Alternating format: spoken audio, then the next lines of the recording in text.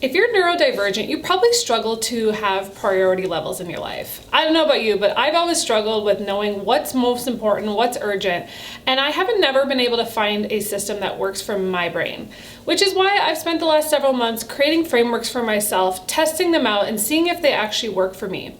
I've tried a few different tools on here on this YouTube channel before, and sometimes they'd work, sometimes they wouldn't. But this is one that has actually stuck with me, and I wanted to share it with you today. I wanted to share with you today my framework, which I'm calling the priority model. This is basically 8 different priority levels that are also considered statuses that I use to know what I need to do next. I've tried a lot of different systems, but nothing ever worked for me, which is why I felt the need to make one for myself. In fact, that is actually the thesis of my upcoming book, which is all about how to build systems that work for your brain, for yourself. So for me, I created this system. I thought it would be helpful for other people, so I thought I would share it today. Now, when I was looking for a priority system, I used to do, especially in Notion, a status and a priority level.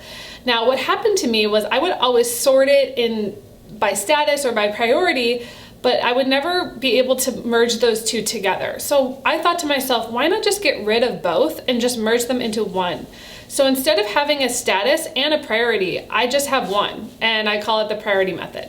Now, this is definitely using more priority level, but it also is sharing statuses. So it's kind of both. So let's walk through each level, and I'll show you guys on Notion how I use this. One of the first things you'll notice is that it actually spells out the word priority. That was on purpose. I wanted each letter to represent, okay, if there's 8 different levels, obviously I know where I'm gonna be.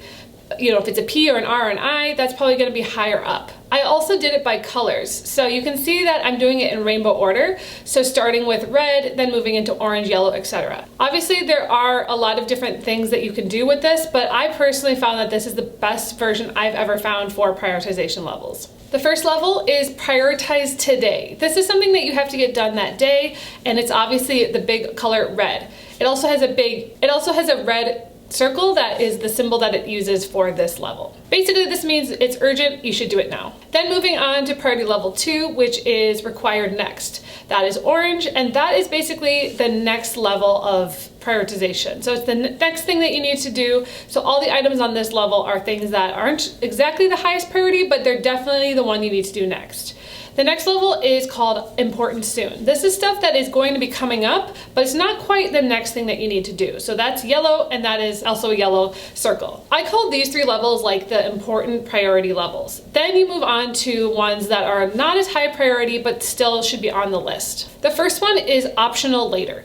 These are things that are basically sitting on your parking lot, things that you want to do in the future, but maybe you don't want to do right now, and it's something that you still want to have on your list. After that, R is revisit later. Revisit later is different than optional later because it's something that you've already worked on, that you've maybe paused and want to get back to, or it's something that you just need to look at again. So optional later is something that you have never started before but you want to do, and revisit later is something you've already started or have already done and want to revisit. I is in progress. This is something that you've probably seen in a lot of different status or priority. It's something that you're doing right now. It's in progress. You're working on it right now. And so usually it's something that's a little bit more long-term, and it's something that you just, like for example, me writing my book. Obviously, I'll maybe move that up to a higher level once it becomes time, or different parts of writing the book, but for me, in progress is writing my book. Tracking and waiting is really more to do with other people. So this is a status where if you're waiting on an email from someone, or you're waiting for somebody else to take the next step before you can move on, that's a really important level in a lot of status and priorities that people don't always take into account, is other people. So that's a kind of a catch-all for anytime you're waiting on somebody else for answers, you can do that. And finally, why? Yes, it's done.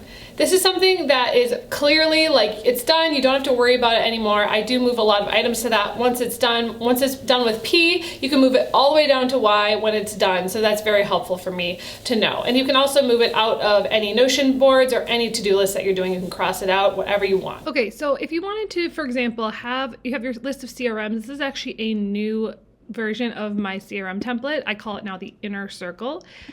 This is something where if I wanted to go in, you can see I have things like mom, but you can see these levels actually have an NA status, which basically just works for Notion, telling them that it's not an actual status, it's just like a level.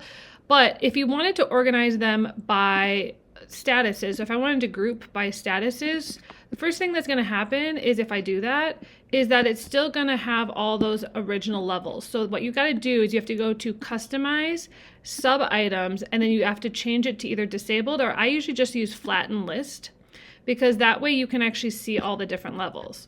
So right now we have 6 different people who are prioritized today. This is people that you maybe need to follow up with. This is somebody that you need to work with. And if it's changed, you can just switch it to, okay, I don't need to work with them today, etc. So you can see here we have things like required next, revisit later, or maybe you're waiting on something from someone. And then also I'm going to change this one. So this one's NA. So let's just say that so you talk to Matt and now you're done. You change it to yes, it's done, and now that's here. This is a great way to prioritize your CRM for whether it's sales calls or maybe you need to just follow up with someone. I do this a lot with people. So this is almost like using it as a to-do list, which is something that people don't always think about with the CRM. You can also do it from a board level. So if I wanted to do the same thing, we've got prioritized today, required next, revisit later, etc., etc. You can quickly move it however you want, and then that changes it for all levels. So that would be how you do it for the for that. If you wanted to do it for a to-do list, so say that you have a list of items you wanted to do. So right now this one doesn't have a lot of set ones, so you could really just go through and add them. And then you could also add maybe a board view. Again, you can truly just move it to, okay, I got to take the online course. That's probably optional later.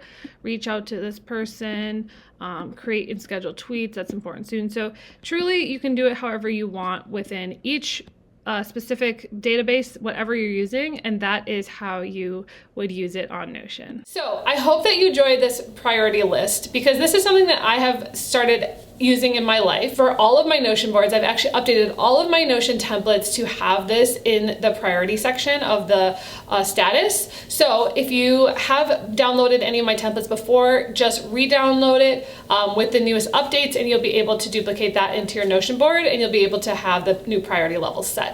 So I hope that you guys liked this quick video. I hope it was helpful. This is one of the many frameworks that I have created over the last couple months that I'm excited to share about in my upcoming book that will hopefully be published in the next year at some point. But I just wanted to share that now because I think this is one that I wanted to share with you guys as kind of a sneak peek. So hope that you have a great day. Make sure to check out all of my Notion templates down below, including my daily flow, ADHD life tracker template, and all the other tools that I have. Hope you guys have a great day, and I'll talk to you later. Bye.